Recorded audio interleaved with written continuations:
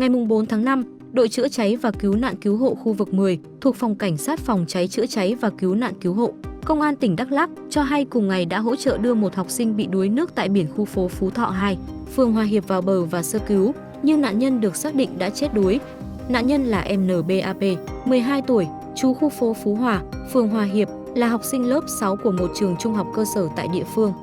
Theo thông tin ban đầu, khoảng 8 giờ 30 phút cùng ngày, em P cùng 3 bạn khác rủ nhau đi tắm biển tại khu phố Phú Thọ 2. Trong khi tắm thì P bị sóng cuốn ra xa. Thấy vậy, 2 trong số 3 bạn đi cùng chạy vào khu vực nhà dân gần đó chi hô nhờ giúp đỡ và gọi báo lực lượng chức năng hỗ trợ.